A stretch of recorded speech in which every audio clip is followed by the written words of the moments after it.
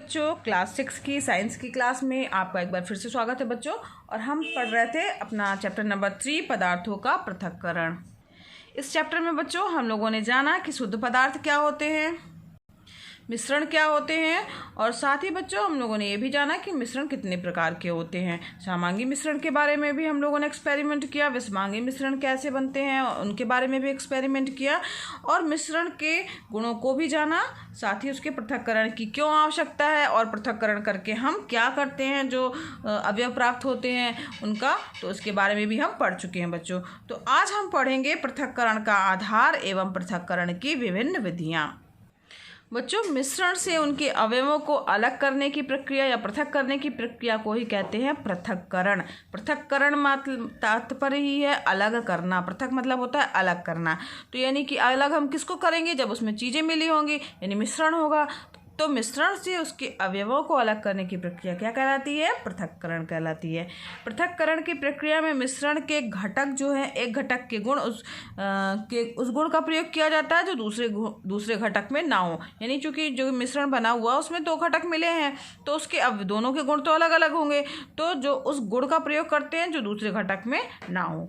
मिश्रण से उनके अवयवों को पृथक करने के लिए मिश्रित अवयवों की विलेयता, चुंबक के प्रति आकर्षण, भार, घनत्व, आकृति, आकार एवं रंग आदि गुणों को आधार मान करके कई विधियों का हम प्रयोग करते आए हैं, और आप लोगों ने उनके बारे में देखा भी होगा, सुना भी होगा और आप जानते भी होंगे। तो उसमें से ठोस पदार्थों को ठोस से अलग करने की एक विधि है जिसको आप लोगों ने देखा होगा बच्चों, उसे कहते हैं फटकना और ओसाना। ठीक बच्चों, ये एक चित्र दिख रहा होगा आपको। इसमें क्या हो रहा है कि इसमें एक लेडीज़ जो है वो एक स्टूल के ऊपर यानी ऊंचाई पे खड़ी है, और उसमें सूप में उसने जो है वो लिया हुआ है, गेहूँ लिया है मान लीजिए ना, और धान होगा उसमें गेहूँ, और बच्चों उसकी भूसी जो मिली रहती है, गेहूँ का जो छिलका होता है, ये समझिए, धान उसको नहीं बोलेंगे, उसको छिलका बोलेंगे।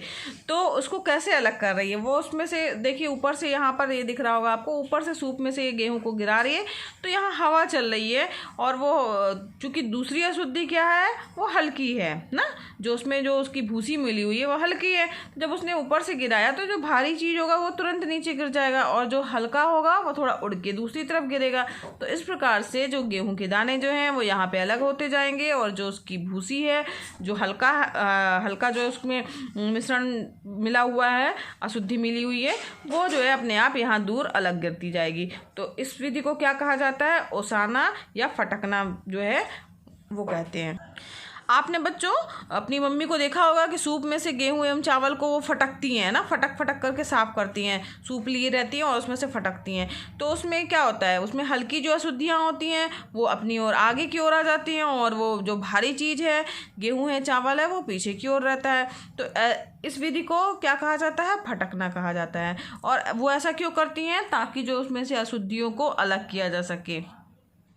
तो फटकना और ओसाना जो है वो लगभग एक ही है, मगर इसमें ओसाना मतलब जो ऊपर खड़े होके कर रही है या कोई किसान करता है, जो गेहूं को जो है वो अलग, गेहूं से जो है उसके भूसे को अलग करता है, तो उसे क्या कहते हैं, ओसाना कहते हैं। बस उसको वो गिरा रहा है ना, तो गिराएगा तो गिराने पे अपने आप ही जब हवा चलती है तो वो हल्का पदार्थ थोड़ा सा दूर गिरेगा और भारी पदार्थ तुरंत नीचे गिर जाएगा। तो इस विधि को क्या बोलते हैं, ओसाना कहते हैं। और फटकना कौन सी विधि हो गई बच्चों, जो सूप लेके मम्मियाँ जो हैं वो चावल और गेहूँ को साफ करती है ना, देखा होगा आपने सूप में से, तो उसमें से वो उचकाती है ना गेहूं और चावल को थोड़ा सा, तो जो हल्का जो रहता है वो पदार्थ धीरे धीरे करके जो है वो एक झटका देती हैं, तो गेहूं जो उसमें जो अशुद्धि होती है, जो हल्का पदार्थ रहता है, वो हल्की अशुद्धियाँ जो रहती हैं वो अपने आप आगे की ओर आ जाती हैं, तो उसे क्या कहा जाता है, फटकना कहा जाता है। ठीक, तो आपको फटकना और ओसाना समझ में आ गया बच्चों, किसे फटकना कहेंगे और किसे ओसाना विधि कहेंगे। तो ये जो ओसाना जो है वो खेत में किसान करते हैं ना, उसमें गेहूं में से भूसे को अलग करते हैं, और सूप में से गेहूं और चावल जो है वो हम फटक करके और हल्की अशुद्धियों को अलग करते हैं घरों में, उसे क्या कहा जाता है, फटकना कहा जाता है। अगली विधि है बच्चों हमारी, वो है थ्रेसिंग की विधि। तो थ्रेसिंग की विधि, इसमें क्या किया जाता है, आप लोगों को पता होगा थ्रेसिंग की विधि में थ्रेसिंग में बच्चों ये क्या, ये जो दिख रहा होगा इसमें जो है थ्रेसिंग की जो प्रक्रिया होती है वो खेत और खलिहान में जो आप लोगों ने देखा होगा कि तुअर यानी अरहर की जो दाल होती है, धान के सूखे पौधे होते हैं, उनके गट्ठर या ढेर जो है वो अलग अलग रखे होते हैं थोड़ी थोड़ी दूर पे। तो पौधों से अनाज को अलग करने के पहले जो है वो पौधों को धूप में सुखा दिया जाता है ना, काट दिया जाता है उसको जड़ों से। इसका फिर उनके गट्ठर अलग अलग थोड़ी थोड़ी दूर पे रख दिया जाता है और छोड़ दिया जाता है ताकि वो धूप में क्या हो जाए बच्चों, सूख जाए। और इस विधि में अनाज के दानों को अलग करने के लिए पौधों को जो कटे हुए जो उसके पौधे रहेंगे ना जो सूख गए हैं, अब उनको क्या किया जाएगा, पत्थरों से या लकड़ी के पटरों पर पीटते जाते हैं। ठीक है, तो अब जब इसमें उन गट्ठरों को हम पीटेंगे तो उसमें से क्या होगा, वो अन्य जो कण हैं वो पके हुए पौधों से अलग अलग होते जाएंगे। तो ये प्रक्रिया क्या कहलाती है, थ्रेसिंग कहलाती है। और बहुत सारे बच्चों ऐसे क्षेत्र रहते हैं कि अब तो मशीनें आ गई हैं, थ्रेसिंग मशीन, तो उनके द्वारा अन्य कणों को जो है वो अलग कर लिया जाता है थ्रेसिंग मशीन का प्रयोग करके। लेकिन जो जब थ्रेसिंग मशीन नहीं थी या जिनके पास नहीं होती है वो अभी भी यही करते हैं कि पौधे की कटिंग करके उसके गट्ठर बना के रख देते हैं, और गट्ठर जब उनके सूख जाते हैं तो उनको जो है लकड़ी के पटरे पर या पत्थर पर जो है उन गट्ठरों को पीटते हैं। तो ऐसा करने से क्या होता है, जो पके हुए जो अन्न के कण हैं वो अलग होते जाते हैं। तो यह प्रक्रिया क्या कहलाती है बच्चों, थ्रेसिंग कहलाती है। तो आपको समझ में आ गया होगा कि थ्रेसिंग किसे कहते हैं। अगली प्रक्रिया है बीनना। बीनने की प्रक्रिया में बच्चों आप ये देख रहे हैं एक दादी अम्मा बनी हुई हैं और वो उसमें एक थाली ली हुई है और उसमें से बीनने का काम कर रही हैं। तो बीनना जो है वो आप लोगों को पता ही है, बीनना किसे कहा जाएगा, आपके घरों में भी होता होगा, चावल दाल को बीना जाता है ना। और कई बार हम लोग गेहूं को भी बीनते हैं कि उसमें से अशुद्धियों को दूर किया जाता है। अगर उसमें कोई गंदगी है, कोई कंकड़ पत्थर है तो उसको बीन करके हम अलग कर देते हैं। मिट्टी के जो अगर कभी कभी कण होते हैं उनको भी हम अलग कर देते हैं। किस तरीके से, बीन करके अलग कर देते हैं।